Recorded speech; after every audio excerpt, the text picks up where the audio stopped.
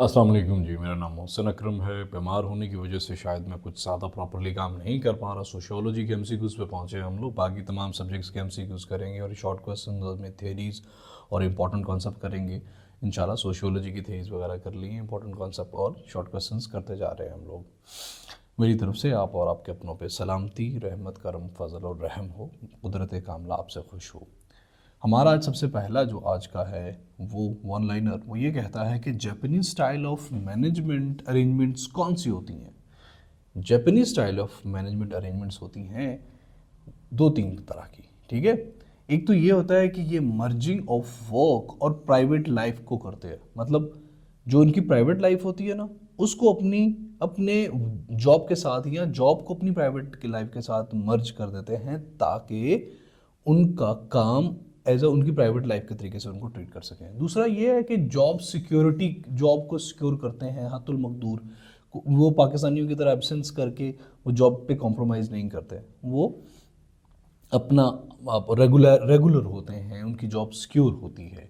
और तीसरा group production, कि वो लोग ग्रुप्स के अंदर प्रोडक्शन करते हैं, ना कि इंडिविजुअल कैपेसिटीज़ के अंदर। आई होप कि क्लियर हो गया होगा। हम सोशियोलॉजी पढ़े, आप उस पर्सपेक्टिव से सोचेंगे तो you would understand. The iron law of oligarchy. Oligarchy किसे कहते हैं? ओलिगार्की इज, हमने पहले पढ़ा, is the government of few powerful people. Oligarchy होती है। उसका आयरन लॉ क्या कहता है?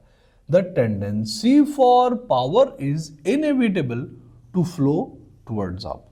एक बंदा सीएसपी भर्ती हुआ, पहले उसकी ख्वाहिश थी उसको सीएसपी बनना है। अब वो एएसपी बन गया, अब उसको एसपी बनना है। उसकी उससे ज़्यादा ख्वाहिश होगी यार मुझे एसपी लगना है। जब वो एसपी लग गया ना, तो उसकी ख्वाहिश होगी मुझे एसएसपी है, मुझे आईजी लगना है। जब आईजी लग जाएगा तो उसको समझ आएगी नहीं यार आईजी नहीं, मुझे प्राइम मिनिस्टर बनना था। जब प्राइम मिनिस्टर बन जाएगा तो उसको लगेगा नहीं यार मुझे चीफ ऑफ आर्मी स्टाफ बनना था। प्राइम मिनिस्टर तो 5 सालों के लिए होता है। जब वो चीफ ऑफ आर्मी स्टाफ बन जाएगा तो उसको लगेगा मुझे chief of army staff of United states of America लगना था।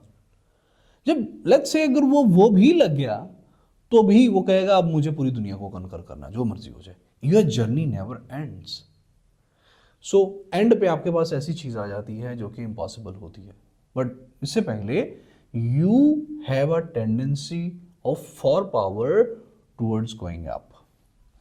अकॉर्डिंग टू पाउल गे के मुताबिक the equal and important treatment of each case is a strength of bureaucracy।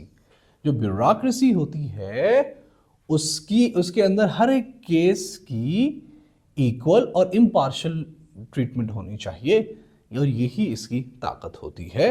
आपको एक अच्छी फ्लॉरिशिंग ब्यूरोक्रेसी के लिए इक्वल और impartial treatment of every case, every individuality, every individual aspect करना होता है। डी गार्ने ये कहता है, ये मौसूफ थे जिन्होंने कोइन की थी the phrase of illness of bureaumania, ठीक है। टू डिस्क्राइब, किस चीज को डिस्क्राइब करने के लिए इन्होंने, डी गार्ने ने ये फ्रेज की थी, कोइन की थी, the developing power of officials. क्या हुआ था कि जो ऑफिशियल्स, वो जो थोड़ी देर पहले मैंने बोला कि जैसे जैसे वो उनकी पावर बढ़ती जा रही है दिन ब दिन, एएसपी दिन ब दिन और पावरफुल होता जा रहा है, ठीक है। पहले कम था, अभी और पावरफुल होता जा रहा है। हाँ, दो उसके चेक पे। तो इन्होंने जो इलनेस ऑफ ब्यूरोमानिया है ना, इसको कोइन किया था ताकि वो एक्सप्लेन कर सकें the power of officials is increasing day by day.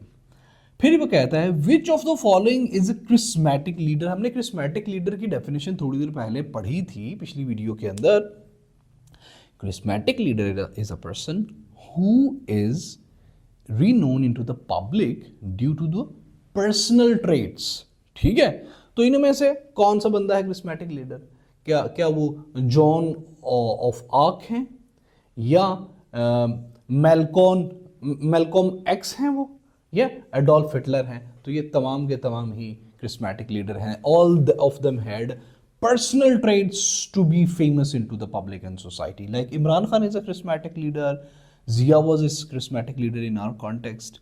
There are lot of other charismatic leaders जो के पर्सनल ट्रेट्स की वजह से। हम हीरो को, जो शाहरुख खान को क्रिस्मेटिक लीडर नहीं कह सकते, keep in mind the thing as well. If he had not personal traits to be famous into the, अगर वो स्क्रीन के पीछे से मशहूर हुआ है, दो he is an actor, right? He is not. एक बच्चा पूछ रहा था, that's why I clarified it. Socialist theory was defined by, socialist theory को किसने डिफाइन किया था? कार्ल हेनरिक मार्क्स साहब ने इसको डिफाइन किया था, और फ्राइडरिक एंगल्स ने इसको किया था, डिफाइन किया था. ये दो बंदे थे who explain the socialist theory. Knowledge economy क्या चीज, किस बला का नाम है? थोड़ी इंपॉर्टेंट टर्मिनोलॉजी है, थोड़ा ख्याल कीजिएगा. Knowledge economy is the economy which is dominated by flow of information. Flow of information. Economy which is dominated by क्या है? लफ्ज देखें, कीवर्ड देखें. Knowledge, information, economy. The economy is dominated by flow of information and the opinions. जिस ऐसी economy जिसके अंदर बहुत ज्यादा इंफॉर्मेशन और ओपिनियन होगी, ठीक है. And the second aspect is this is phase of development beyond the industrialization. ये इंडस्ट्रियलाइजेशन से अगला है वो फेज है, ठीक है. द इनफॉर्मल इकोनॉमी क्या होती है? इनफॉर्मल इकोनॉमी होती है वो ट्रांजैक्शंस जो कि outside the sphere of regular employment होती हैं, या रेगुलर ट्रांजैक्शंस जो हो रही होती है ना, उनकी आउटसाइड दोज ट्रांजैक्शंस हो रही होती हैं, वो होती है informal economy. The economy which is not documented sometime, and sometime the transaction which are outside the cycle of that transactions. There are three basic sources of power within a political system. किसी भी political system के अंदर तीन basic power sources होते हैं. वो कौन कौन सा होता है? एक तो force, दूसरा influence और तीसरा authority होता है. The principle of laissez-faire या फेरे, ये किसने एक्सपाउंड किया था और इसको इंडोर्स किसने किया था? एडम स्मिथ ने किया था. laissez-faire कहते हैं लीव अलोन को. इसका मतलब होता है या लेट यू डू. इसका मतलब ये हुआ, इस थ्योरी और प्रिंसिपल दिया था एडम स्मिथ ने laissez-faire. इसके मुताबिक सरकार की कम से कम मुदाखलत होनी चाहिए, गवर्नमेंट की कम से कम मुदाखलत होनी चाहिए with the affairs of an individual. Two basic type of economic systems distinguish contemporary industrialist societies. हमें बहुत अच्छे से पता है कि इस टाइम अमेरिका और जो चाइना है उसके ये दो अलग अलग इकोनॉमिक सेक्टर्स या मॉडल्स हैं. तो वो एक तो कैपिटलिस्ट है और दूसरा सोशलिस्ट सॉर्ट ऑफ मॉडल है चाइनीज, ठीक है. ये दो बेसिक इकोनॉमिक सिस्टम हैं जो कि इंटरनेशनली एग्जिस्ट करते हैं. Who is early sociologist having interest in labor and economy? वो कौन सा अर्ली सोशियोलॉजिस्ट था जिसका इंटरेस्ट लेबर और इकोनॉमी में था? क्या वो कार्ल हेनरिक मार्क्स थे, एमाइल डर्कहाइम थे, या मैक्स वेबर थे? तो right answer is all of these is the right answer. All of them were the early sociologist and as well as they had interest in labor and economy. What is occupational gender segregation? क्या है occupational पेशे से मुतालिक, gender jeans से मुतालिक, segregation फर्क? तो पेशे से मुतालिक जिन्स का फर्क क्या है? ये है the allocation of men and women to different types of works, different type of job. कि आप ऑक्यूपेशन पे, पेशे पे आपने पेशों को सेग्रीगेट कर दिया कि पढ़ा सकती है लड़की, नर्सिंग कर सकती है लड़की, और पानों की दुकान बना सकता है मर्द. अगर कोई लड़की क्या करे कि कोई स्टॉल लगा ले तो हम लोग बड़े अजीब तरीके से उसको देख रहे होते हैं. So we have occupationally segregate the women and men and the third gender as well. हम जेंडर स्टडीज के इंशाल्लाह बेसिक कॉन्सेप्ट्स करेंगे. ये तो सोशियोलॉजी पढ़ा है ना, हम जेंडर स्टडीज़ के भी कोई 2 से 5 हज़ार तक इंशाल्लाह इसी तरह के concept, basic concepts one liner की सूरत में करेंगे. In the developed countries more people are employed in services sector than manufacturing sector. जो डेवलप्ड, जो एलीट क्लास, जो फर्स्ट वर्ल्ड कंट्रीज हैं, उनके अंदर ज़्यादा लोग सर्विसेज सेक्टर के अंदर हैं. मैंने भी रिसेंट स्टैट्स चेक किए हैं, 51% people are into the services sector. मतलब वो लोगों को सर्विसेज, कॉल सेंटर, वो लोगों को सर्विसेज देते हैं, डिलीवरी, वो लोगों को सर्विसेज देते हैं. Services sector you better know, मुझे और एक्सप्लेन करने की जरूरत नहीं, वीडियो लंबी हो जाएगी मजीद. वो मैन्युफैक्चरिंग सेक्टर के अंदर, आपको पता है इंडस्ट्रियलिस्ट मैन्युफैक्चरिंग सेक्टर के अंदर सिर्फ 2% दुनिया की पॉपुलेशन है। टोटल दुनिया की लेबर फोर्स है 3.5 billion labour force, active labour force, जिसके अंदर 51% are into the services sector, only 2% into the industrial manufacturing sector, and almost 27% is into the agriculture sector। ठीक है, तो क्या है कि उसको हम देख लेते हैं। Tiny percentage is working agriculture, ये 27% है, ठीक है, ग्लोबली। तो industrialist manufacturing sector employees fewest, सबसे कम लोग इंडस्ट्रियलिस्ट मैन्युफैक्चरिंग सेक्टर के। हमने स्टैट्स फैक्ट्स देख लिए हैं।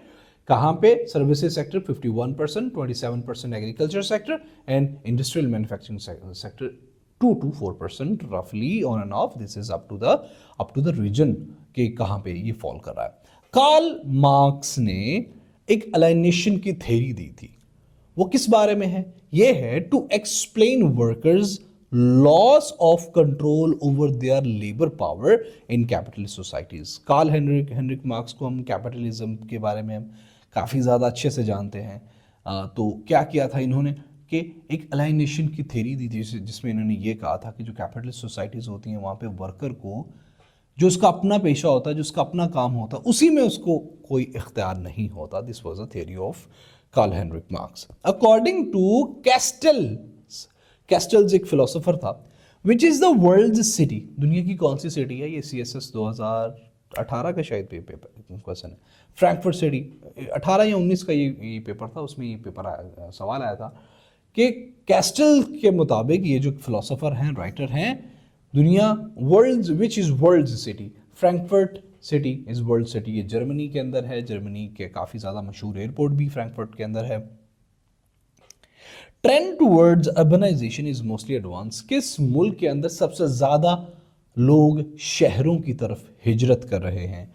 वो अमेरिका और जापान के अंदर काफ़ी ज़्यादा कंपटीशन है। The people are moving towards the cities।